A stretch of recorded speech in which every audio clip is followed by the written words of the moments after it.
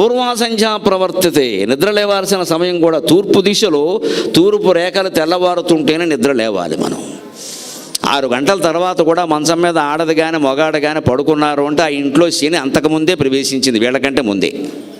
ఇక మళ్ళీ వెళ్ళదు.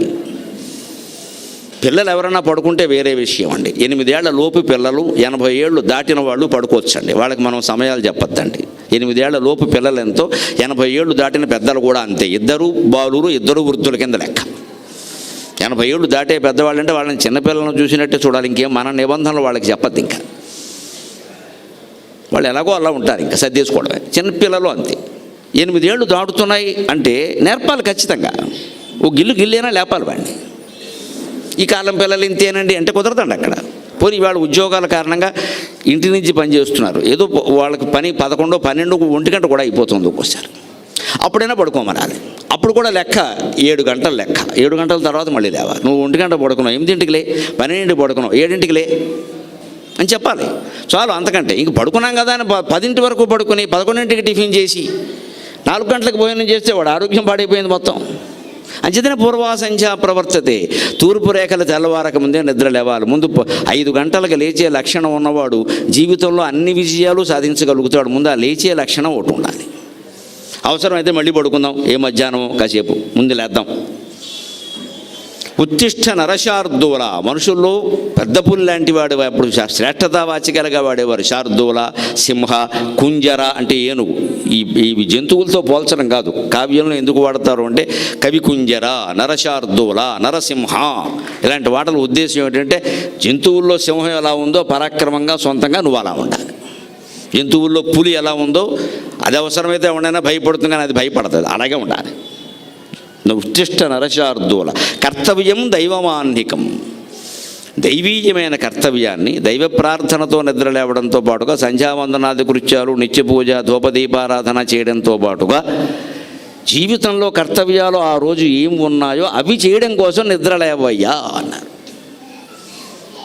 బడున్నా లేకపోయినా, ఉద్యోగానికి వెళ్ళినా వెళ్ళకపోయినా, వ్యాపారానికి వెళ్ళినా వెళ్ళకపోయినా, రిటైర్ అయినా కాకపోయినా కర్తవ్యాలు ఉంటాయండి. లేవా? రిటైర్ అయ్యాం కదా అని కాలకృత్యాలు మానేసామా? ఉద్యోగం లేదు కదా అని భోజనం తినడం, అన్నం తినడం మానేసామా? అంతే కదండి. అప్పుల్లో ఉన్నాం కదా అని సంసారం చేయడం మానేసామా? మానలేదే. మరి అటువంటిప్పుడు ఇవి ఉంటాయి.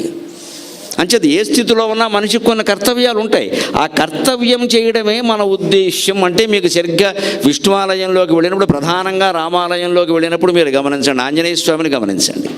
కరుత్మంతుడు బదులు ఆంజనేయ స్వామి ఉంటాడు రామాలయంలో. కృష్ణాలయంలోనూ వెంకటేశ్వర స్వామి ఆలయం అంటే గరుడ స్వామి ఉంటాడు. సరే, ఆంజనేయ స్వామి ఎలా ఉంటాడండి? ఇలా ఉంటాడు. మనం దండం పెట్టకముందే ఆయన పెట్టేస్తాడు. నాకు ఒక్కోసారి రామాలయానికి వెళ్ళినప్పుడు సిగ్గుగా ఉంటుంది. మనం ఆంజనేయ స్వామికి దండం పెడితే మనకంటే ముందే పెట్టేసి ఉన్నాడు. ఇది ఏమిట్రా బాబు, మనకంటే ముందు పెట్టేస్తున్నాడు అన్న అని ఎప్పుడో ఒకసారి అనిపించి, చేయెత్తి మ్రొక్కకుండగనే చేతులు జోడించునట్టి వేల్పువు నీవే ఎక్కడో పద్యం చెప్పాను నేను. మేము ఇంకా నీకు నమస్కారం చేయకుండా మాకు నమస్కారం చేస్తున్నావయ్యా. మోచేతి మీద దాటితివి ఆ చారిత్రక పయోధిని అంజని తనయా. మోచేతి మీద దాటితివి ఆ చారిత్రక పయోధిని అంజని తనయ. ఇటువంటి వాడివి కాబట్టి మేము దండం పెట్టకుండానే నువ్వు దండం పెట్టేస్తున్నావు, భక్తులు కదా అని. రామభక్తుడు అంటే ఆయనకి రాముడితో సమానం. అందుకని మేము పెట్టకుండానే నువ్వు పెట్టేస్తున్నావయ్యా, నీకు తర్వాత మేము పెట్టాలో పెట్టకూడదో అర్థం కావట్లేదు. అటువంటి వాడివి కాబట్టి మోచేతి మీద దాటితివి ఆ చారిత్రక పయోధిని. అంత చరిత్ర కలిగినటువంటి పయోధిని, దక్షిణ సాగరాన్ని నీ మోచేతి మీద ఒక్కసారి ఇలా అని దూకి పారేసేవయ్యా. ఏమి సాహసం, ఏమి సాహసం. అటువంటి జీవితం నుంచి, హనుమంతుడి జీవితం నుంచి మనం ఏం నేర్చుకోవాలంటే 2 మాటలండి, కర్తవ్యము, స్మర్తవ్యం. హనుమంతుడు సుందరకాండలో ప్రవేశించింది మొదలు యుద్ధకాండలో కానీ, తర్వాత ఉత్తరకాండలో కానీ మీరు ఎక్కడైనా గమనించండి, ఆయన పాత్ర చెప్పిన పనే చేస్తాడు, అనవసరంగా వేలెట్టాడు. అది కూడా చెబితేనే చేస్తాడు, చెబితేనే చేస్తాడు. చాలామందికి ఒక అనుమానం వస్తుంది రామాయణం చదువుతూ ఉన్నప్పుడు. కాస్త సూక్ష్మ దృష్టితో చదివితే తప్పకుండా వస్తుంది. ఊరికే పారాయణ కోసం, పిల్లల కోసం, మనవడి కోసం చదివితే రాదు. అది జరగదు, ఇది జరగదు. గ్రంథాలు ఎప్పుడు జ్ఞానం కోసం చదవాలి, ఫలితం కోసం కాదు. సుగ్రీవుడికి మంత్రి కదా హనుమంతుడు, సముద్రాన్ని ఒక్క దూకులో దూకేసినవాడు కదా.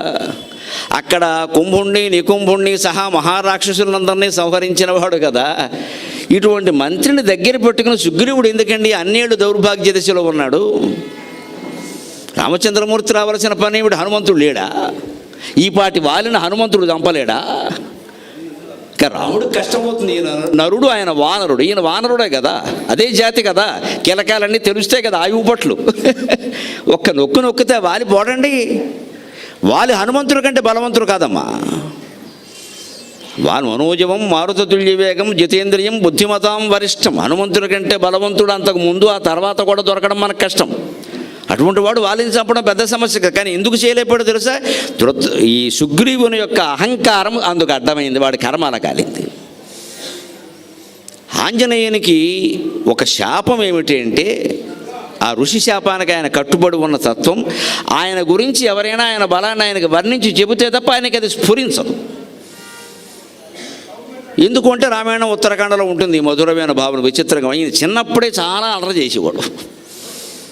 అక్కడ ఋషులు చాలామంది ఉన్నారు. వాళ్ళ ఇంట్లోకి వెళ్ళడం, ఆ కొండలన్నీ బగల కొట్టేయడం, ఆ గడ్డి అంతా పీకేయడం. అసలే వాళ్ళు పూరిపాకరు. ఆ గడ్డి పీకేస్తే ఏమైపోతారు? వాళ్ళు పెంచుకున్న పాదులు, ఏ తోటకూర గోంగూర అంతకంటే అవన్నీ రాగేయడం, శుభ్రంగా తినేయడం, కోతి కదా. ఇవన్నీ చాలా అలరి చేసేస్తూ ఉంటే ఋషులు పిల్లాడిని ఏమన్నా అంటే హింస అవుతుంది, తల్లి అంజనాదేవి అదుపులో పెట్టలేకపోతుంది, తండ్రి వాయుదేవుడు పెట్టకపోక సంతోషిస్తున్నాడు మా వాడిని ఆ పూలకే అని. ఒక్కో తండ్రి అలాగే ఉంటాడు, పెట్టకపోక సంతోషిస్తాడు మా వాడిని ఆ పూలకే అని సంతోషిస్తున్నాడు. ఇలా కాదు ఇది అని హనుమంతునికి ఎవరైనా ప్రత్యేకించి గుర్తు చేస్తే తప్ప ఆయన బలం గుర్తు రాకుండానుగాక అని రామాయణం ఉత్తరాఖండలో ఋషులు శాప పెడతారు. మతంగ మహర్షి చెప్పిన మాట ఇది. అది హనుమంతుడికి తెలియదు ఆ విషయం, కానీ అది అమలు జరుగుతుంది. నీకు తెలవాల్సిన పనే లేదు, ఇక్కడ అమలు జరుగుతుంది, జరిగింది. అందువల్ల జరుగుతుందని కూడా హనుమంతుడిది. కానీ ఎప్పుడూ హనుమంతుడికి తన బలం దానికి గుర్తురాడు. సుగ్రీవుడు నిజానికి హనుమంతుడి బలం తెలిసిన వాడు, గుర్తు చేయొచ్చు కదా. ఇక్కడే అహంకారం అండి. రాజు అయిన వాడు ఎప్పుడు తన కింద ఉన్నవాడు, యజమాని అయిన వాడు తన కింద ఉన్నవాడు ఎంత గొప్పవాడైనా వాడి బలాన్ని వాడి సామర్థ్యాన్ని అంగీకరించడం. ఇగో అంటారు దీని అహంకారం. ఓ పెద్ద యజమాని దగ్గర ఓ మామూలు ఆఫీసర్ అధికారి పనిచేస్తున్నాడు అనుకోండి, బయట వచ్చిన వాళ్ళు ఎవరైనా మీ దగ్గర ఫలానా సెక్రటరీ ఉన్నారు కదండి, ఆయన చాలా గొప్పవారండి, నిజంగా మీ సంస్థ నిలబడిందంటే ఆయన వెళ్ళాలంటే అని ముచ్చుమొహం పెట్టేస్తాడు, అంగీకరించడం. ఎందుకంటే వీడు అంగీకరిస్తే వాడు పెద్దవాడు అయిపోతాడేమో, ఈ సంస్థ లాగేస్తాడేమో అని బెంగవాడికి. సరిగ్గా ఇదే ముచ్చుమోహం, అసలే కోతి కదా ముచ్చుమోహం చెప్పేదేముంది, ఇంకా సుగ్రీవుడు అదే మొహం పెట్టాడు. హనుమంతుడు గొప్పవాడంటే ఆయనకి ఇష్టం ఉండదు. అందుకే ఎవరు చెప్పినా వినలేదు. హనుమంతుడి మొహం మీద ఎప్పుడు నువ్వు ఇంత గొప్పవాడివి కదా అనలేదు. నిజంగా గొప్పవాడివి కదా అని నిష్కల్మషంగా సుగ్రీవుడు అంగీకరించి ఉంటే ఒక్క దూకి వాళ్ళని లేపేసేవాడు ఓవర్ నైట్. ఒక్క లేపకి అయిపోతాడు. రాముడు రావాల్సిన పని లేదు. కానీ చారిత్రకంగా ఏది ఎవరి వల్ల జరగాలో వారి వల్ల జరగాలి. కానీ కొన్ని ఎందువల్ల జరగవు అంటే మన అహంకారాలు అడ్డం వచ్చేస్తున్నాయి ఇక్కడ. ఇదే అందుకే ఆ కారణంగానే హనుమంతుడు ప్రత్యేకించి ఆయన గుర్తు రాదు. కాబట్టి ఆపదలో ఎవరన్నా ఉన్నా రక్షించాలన్నా ఏదైనా ఉపాయం చెప్పాలన్నా ఏదో వాళ్ళ కర్మ వాళ్ళు అనుభవిస్తున్నారన్నట్టుగా ఉండదు, కానీ చెప్తే కానీ చేసేవాడు కాదు. సరిగ్గా సముద్రం దూకేటువంటి సందర్భంలో కూడా వీరవ ఆనరలోకస్య సర్వశాస్త్ర విశారద తూష్ణీం ఏకాంతవాసీత్వం అని జాంబవంతుడు వచ్చి గుర్తు చేశాడు. వీరవ వానరలోకస్య సర్వశాస్త్ర విశారద. వానరలోకంలోనే అంత వీరుడే లేడు కదయ్యా, సర్వశాస్త్రాలు తెలిసిన వాడేవి కదా. ఎండకు ఎదురుగా నిలిచిన అతండు ఘనుడు అని కంకంటి పాపరాజు గారు చెప్పినట్టుగా సూర్యుడి దగ్గర ఎండకు ఎదురుగా నిలబడిన నవవ్యాకరణాలు నేర్చుకున్నావు కదా, నీకంటే గొప్పవాడు ఎవరయ్యా? అందుకని ఇంతమంది ఇక్కడ సముద్ర లంఘనం గురించి మాట్లాడుకుంటుంటే తూష్ణీం కిం నభాభసే నభాషసే అలా మౌనంగా ఉంటావేమిటయా మాట్లాడుకున్నట్టు. ఓహో నేనంత బలవంతున్నా, వానరలోకంలో నేను ఒక్కడే వీరున్నా, తాత నువ్వు చెబితే కానీ నాకు తెలవలేదని లేచి ఇప్పుడు ఏం చేయమంటావు చెప్పమన్నాడు. దూకాలంటే దూకి బారేశాడు. అంతవరకు ఏం చేశాడు ఆయన? రామ్ రామ్ రామ్ రామ్ రామ్ రామ్ ఓ బండ మీద కూర్చొని రామస్మరణ చేసుకుంటూ ఉన్నాడు. మనకి హనుమంతుడి నుంచి గ్రహించవలసిన విషయాల్లో ఈ రెండు ఉన్నాయి, కర్తవ్యం స్మర్తవ్యం. జీవితాల్లో హనుమంతుడులాగే మనం ఉండాలి. నీ కర్తవ్యం ఏదో నువ్వు చేయి. ఆడదానవేనా, మగాడవేనా, తండ్రివేనా, తల్లివేనా, పిల్లాడవేనా, ఏదైనా సరే నీ కర్తవ్యం నువ్వు చెయ్యి. అంతకు మించి చెయ్యొద్దు. కలియుగంలో చాలా ప్రమాదం ఇది. మనం అందరం ఓవరాక్షన్లు చేస్తున్నాం. అసలు కర్తవ్యం చెయ్యం కూడా. చేయవలసిన పని చేయకపోవడం మనది ఒక దోషం, చెయ్యకూడని పనిలో వేలెట్టడం రెండో దోషం. వేదం ప్రకారం ఈ రెండు ఉంటాయి. విద్యుక్తాన్ని చేయకపోవడం ఒకటి, నిషేధాన్ని చేయడం ఒకటి.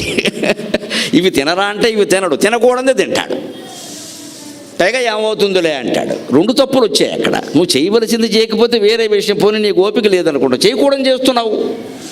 రెండు తప్పులే కదా. హనుమంతుడు ఈ రెండు చేయలేదు. చేయవలసింది మానలేదు, చేయకూడదు చేయలేదు. అందుకే హనుమంతుడు అంత గొప్పవాడయ్యాడు. మనం గ్రహించవలసిన విషయం అది. అందుకని కర్తవ్యం దైవమాన్నికం అన్నారు. ఉత్తిష్టోత్తిష్ట గోవింద ఉత్తిష్ట గరుడధ్వజ ఉత్తిష్ట కమలాకాంత త్రైలోక్యం మంగళం కురు. ఇక్కడి నుంచి అన్నన స్వామి గారి శ్లోకాలు. ఉత్తిష్ట గోవింద. వెంకటేశ్వర స్వామికి రచించినటువంటి సుప్రభాతంలో గోవింద శబ్దం వాడారు. వెంకటేశ్వర స్వామి గోవుల్ని కాయలేదు, కృష్ణావతారంలో కాశాడు. గాం విందయతి ఇది గోవింద అంటారు. గోవులను ఆనందింపజేసిన వాడు కాబట్టి గోవిందుడు అంటారు. మనకేదో తెలుసును కదా అని గోవులతో కలిసి విందు చేశాడు, గోవులకి విందు పెట్టాడు అనకూడదు. విందు తెలుగు మాట, గో శబ్దం సంస్కృతం, రెండు కలిపేయకూడదు అడ్డగోలుగా. ఈవేళ పత్రికల్లో చూశాను, అకాలవాన అన్నాడు. రెండు చెవులు మూసుకుని రెండు కళ్ళు మూసుకున్నాడు. ఏం పదం రా బాబా, అకాల వర్షం అనాలి. అకాలవాన ఏమిటండి, అదవ సమాసం. ఇలాగే తగులుంటారు మొత్తం. హైదరాబాద్లో నిన్న వర్షం కురిసింది, అకాల వర్షం అనాలి. అకాల వాన ఏమిటండి? అకాల అచ్చ పూర్తి సంస్కృతం, వాన అచ్చ తెలుగు, ఈ రెండు కలిపేయకూడదు అలాగా. ఇది కొంచెం సూక్ష్మమైన విషయమే, కానీ పత్రికల్లో వాళ్ళకు కూడా తెలియపోతే అలాగ. పైకి ఇది ఏమవుతుంది, ఓ 10 లక్షల పేపర్లు వెళ్ళిపోయాయి జనంలోకి. వీడంతా అకాల వాన, ఇంకా అకాల మరణమే. అకాల మరణం అనొచ్చండి, అకాల చావు అనండి, ఏమన్నా చికాగ్గా ఉంటుందమ్మా. అకాల చావు ఏమిటండి? అకాల మరణం. ఎందుకని అకాల సంస్కృతం, మరణం సంస్కృతం, రెండు సంస్కృత పదాలకు సమాసించి, ఒకటి సంస్కృత పదం ఒకటి తెలుగు పదం చూసి విభక్తులు లేకుండా నీ ఇష్టం చేసేస్తావా? అకాలవాన ఏమిటండి? ఇలాగే ఉంటాయి, మాట్లాడక చేత కాకపోతే సరిగ్గా. అలాగే గోవిందుడు అంటే గోవులకు విందు చేశాడు అనకూడదు. విందు శబ్దం సంస్కృతం మీద. గాం విందయతి ఇది గోవింద, గోవుల్ని ఆనందింపజేశాడు. వెంటనే చూడండి, ఉత్తిష్ట గరుడధ్వజ. సుప్రభాతం మనకు అందిస్తున్నటువంటి మహత్తరమైన విశేషం. నువ్వు గోపాలకుడు అయినా సరే గోవిందుళ్లాగా, గరుడధ్వజుళ్లాగా శ్రీ మహావిష్ణువంత వైభవం పట్టినా సరే మనస్సులో భగవత్స్మరణ మానకు, మనస్సులో భగవత్స్మరణ మానకు. అందుకే మన కేశవనామాల్లో కూడా కేశవనారాయణ మాధవ గోవింద. ఆ కేశవనామాలు 24 నుండి లెక్క 24 ఎందుకుంటాయి అంటే, శ్రీ మహావిష్ణువు యొక్క చతుర్భుజాలు మీరు గమనించండి. వెంకటేశ్వర స్వామి అవతారంలో 2 చేతులు వేరుగా ఉంటాయి, కానీ మామూలుగా శ్రీమన్నారాయణమూర్తి ఉన్నప్పుడు శంఖచక్రాలు గదా పద్మాలు ఉంటాయి. శంఖచక్ర గదా పద్మలాంఛనక అంటారు. శంఖచక్రాలు గదాపద్మాలు ఉంటాయి. సరిగ్గా మనం ఒక ప్రయోగం చేసి సరదాకి ఓ కాగితం తీసుకుని లెక్క పెట్టి, ఆ శంఖం ఈ చేతిలో పెడదాం, ఈ చక్రం ఆ చేతిలో పెడదాం, ఈ గద పైన పెడదాం, ఆ పద్మం కింద పెడదాం అని చేస్తే నువ్వు ఎన్ని రకాల మారిస్తే ఎన్ని భంగిమలు వస్తాయో తెలుసా? మ్యాట్రిక్స్ లెక్కల ప్రకారం, పెర్ముటేషన్స్ అండ్ కాంబినేషన్స్ ప్రకారం 24 భంగిమలు వస్తాయి. అందుకే కేశవనామాలు 24. మన స్తోత్రాలు, భజన గీతాలు సహా స్తోత్రాలు, పారాయణకు ఉపయోగించే స్తోత్రాల నిర్మాణంలో ఈ సైన్స్ ఉందండి. ఈ సైన్స్ ఉంది ఖచ్చితంగా. లలితా సహస్రం 182.5 శ్లోకాల్లో ముగుస్తుంది. 182.5 లలిత అనేటువంటి నామంతో ముగుతుంది సరిగ్గా. శివశక్త్యాత్మిక శ్రీ లలితాదేవ్యై నమః అని అంతకు. ఏవం శ్రీ లలితాదేవ్యా నామ్నాం సహస్రకం జగు. అది నామాల్లో భాగం కాదు, అది వివరణ. ఈ రకంగా లలితాదేవి యొక్క నామాలు ముగిసాం. 182.5 ఎందుకు ఆపేసాడండి వ్యాస మహర్షి బ్రహ్మాండ పురాణంలో? ఇంకా నాకు కావాలంటే ఇంకో 4 రాయలేడా? సరిగ్గా 182.5 రెట్టింపు చేయండి, 365. సంవత్సర స్వరూపం భగవంతుడు, అందులో సగం అమ్మవారు, సగం శివుడు. అందుకే 182.5.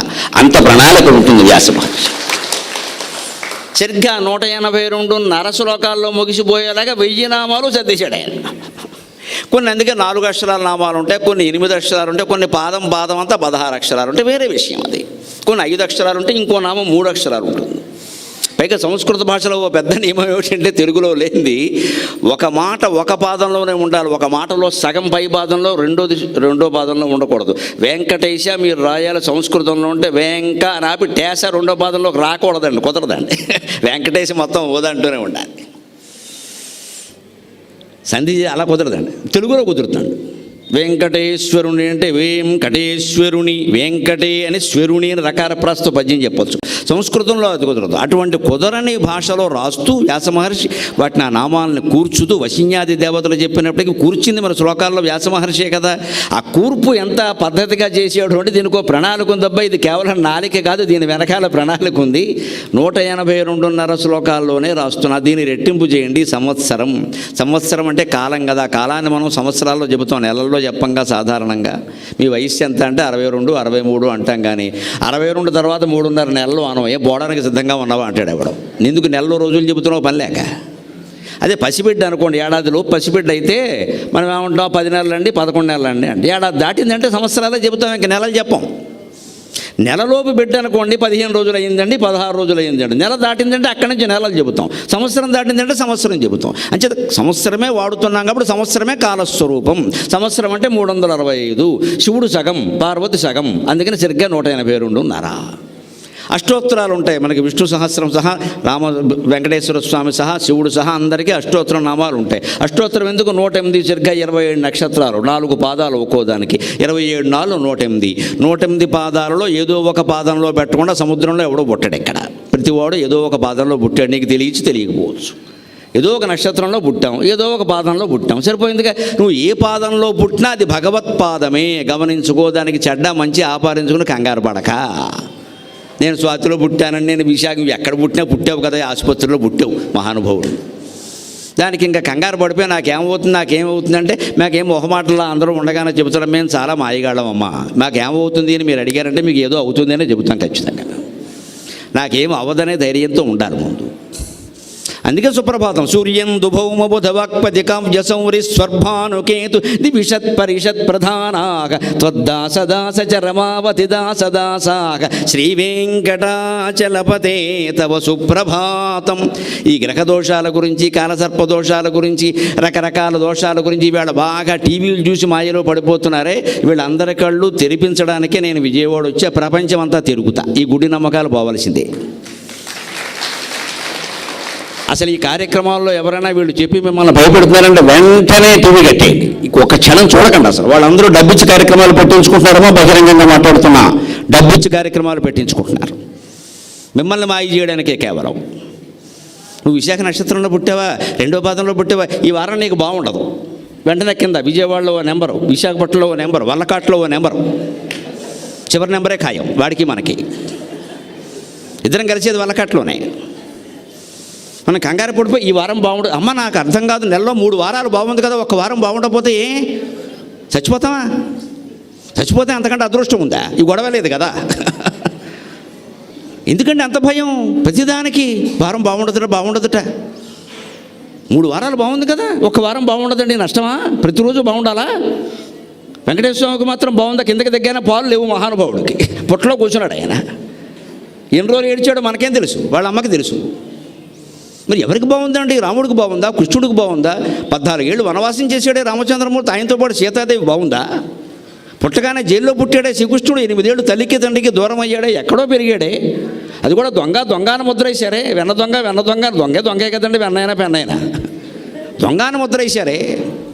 వాళ్ళు కోరితే కాళ్ళ మీద పడితే మమ్మల్ని నరకాసురుడు బంధించాడయ్యా 16,000 మందిని. మేము బయటికి వెడితే మమ్మల్ని ఎవరు పెళ్లి చేసుకోరు. వాడు అన్ని విధాలా అవమానపరిచాడు. ఇంక చెప్పుకుంటే బాగుండదు.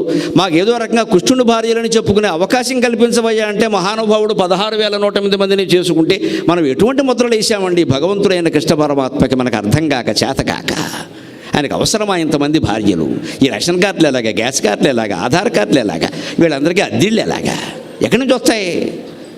ఏమైనా ఆలోచించావా? అసలు 16,000 మందిని మనిషో దేవుడు ఎవరైనా చేసుకోవడం సాధ్యమేనా? అంటే దాని వెనకాల ఏదో ఉంటుంది కదా, ఆ తత్వం తెలుసుకోవాలి. కానీ 16,000 అంటే ఎలా కుదురుతుంది?